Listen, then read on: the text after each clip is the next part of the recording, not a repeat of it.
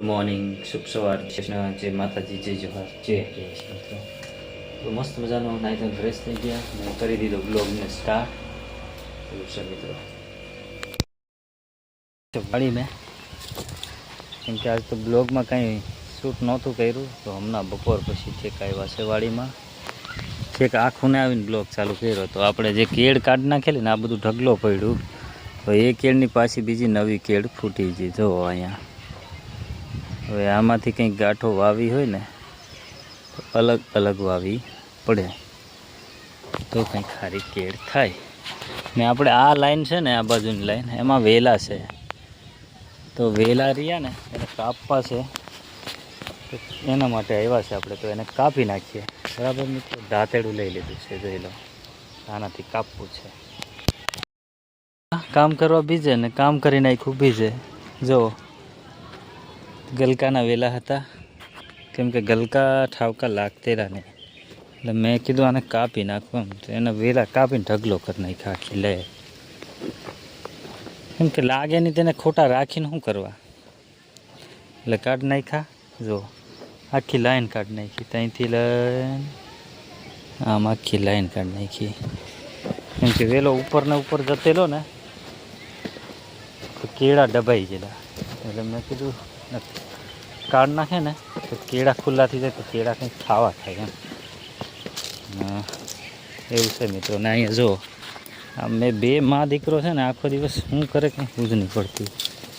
જુઓ ને અહીંયા છે શું કરે બધું શું ખાય છે હે. જો મિત્રો વેદાંશ પાપડ વેફર ખાય છે. મજા આવે તો બરાબર છે. એવું કામકાજ છે વેદાંશનું. તો આપણે છે ને હવે આપણું કામ કેતેરા ત્યાં જઈએ બાજુ. ગરમી બહુ લાગે છે જઈએ. પછી આંબામાં એક વસ્તુ તમને બતાવે મિત્રો એ બાજુ જાઉં ને તો આપણે આ વેલા કાપવા આવ્યા હતા. જો ઠેઠ સુધી કાપી નાખ્યા છે. અડધે સુધી કાપી નાખ્યા. 1 2 3 4 ચોથી 5મી નાળિયેરી સુધી કાપ્યા. પછી છે ને પાણી આવી ગયું કેમ કે સ્વિમિંગ પુલ ખાલી કરવા મૂકેલો ને ત્યાં અહીંયા સુધી ખાલી કમ્પ્લીટ કરી નાખ્યું છે. કાપી નાખ્યા છે. પછી મિત્રો બધે પાણી આવી ગયું ને એટલે કંઈ મેળ નહીં આવ્યો. પેલી બાજુ સ્વિમિંગ પુલ ખાલી કરવા મૂકેલો છે તો એનું પાણી આવી ગયું એટલે એ બાજુ બંધ રાખ્યું ને આ બાજુ આમ જઈએ. આ બાજુ મિત્રો આપણે આમાં છે ને આ ક્યારો તૈયાર કરેલો ને આ એમાં ગુવાર સોંપી દીધો. આવીએ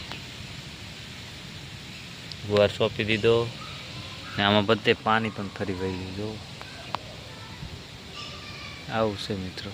બધું ઉગી ગયું છે પણ હવે થાય તો ખરું. પાણી કદાચ હવે નહીં ભરાય તો બધું થાહે. જો પાણી ભરાશે તો બધું એક ધડાકે બળી જાય કંઈ રહી નહીં. એવું છે મિત્રો. જોઈએ હવે કેવું પાણી ભરાય ને કેવું રહે બધું. એવું છે મિત્રો. ને દક્ષરમાં આવી ગયેલા છે ઘેર તો આપણે ઘેર જઈએ. બધું કામ પતાવીને ઘેરે આવ્યા ને ઘેરે આવીને પાછા ધાબે ચડીએ. ધાબે જોઈએ કેવું વાતાવરણ છે. અંધારું પડવાયું. જરાક વહેલા આવ્યો હોત ને તો બહુ સારું રહે. હવે બતાવું તમને મેં ધાબાનો વ્યૂ. ધાબા પર આવ્યા છે. આવો બધો વ્યૂ છે. આમ બધે લાઇટો ચાલુ થઈ ગઈ છે. આમ આ બાજુ પણ આવું છે. બસ સૂર્યાસ્ત તો થઈ ગયો. દી આત્મી ગયો મિત્રો. તો સાંજનું વાતાવરણ છે આવું મિત્રો. આવું બધું વાતાવરણ છે સાંજે. છેક ધાબા પર આવ્યા. અહીંયા ટીસી છે મિત્રો. ને જો ચાંદો પણ આટલો દેખાય છે. આજ લગભગ 12 જ થઈ ગઈ છે. એ 2-3 દી છે પછી પૂનમ થઈ જાય. આપણે ધાબા પર આવ્યા ને આવું વાલ ચાલુ છે બંધ છે જોઈ લઈએ એમ કરીને આવ્યા. વાલ તો બે આ બંધ છે આ ચાલુ છે. પાણી ખાલી થઈ જાય છે મિત્રો. પાછા જોઈએ નીચે જઈએ ધીરે ધીરે. નીચે આવી ગયા ને હવે છોકરા છે ત્યાં જઈએ પેલી બાજુ. ફાઇનલ મિત્રો આપણે આવી ગયા ઘેરે. સામે હતા ત્યાંથી જો પ્રિયા લેસન કરે છે, પણ પ્રિયા લેસન કઈ રીતના કરે જો તો મિત્રો. પ્રિયા હરખી બેન લેસન કરાય ને વેદાંશ ને દક્ષા શું કરે છે ને ખબર નહીં, અહીંયા બેઠા છે. એ ત્યાં બેઠા છે ને ખાવાનું બની ગયું. માહી શું બનાવ્યું?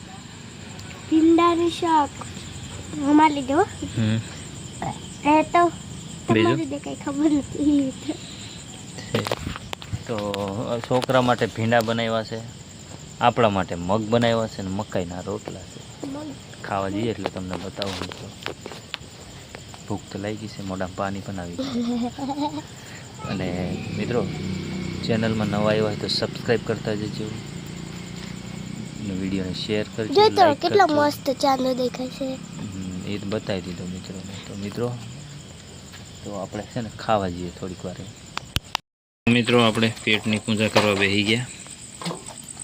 મકઈનો રોટલો, મગનું શાક, ઘણા બધા રોટલા બનાવી દીધા ને ભીંડાનું શાક ને સાથે પાછું અથાણું પણ છે આમાં.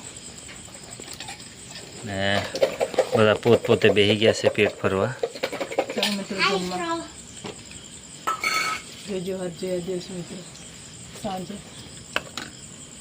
જો વેદાંશ ખાય છે ખુરશીએ બેઠો બેઠો ને દક્ષાઈને ખવડાવે ને માહી પણ ખાવા આવી ગઈ. આપણે શું ખાવાની? છોકરાને ભીંડા બહુ ભાવે મિત્રો. તમને ભીંડા ભાવે છે? લાઈક કરજો.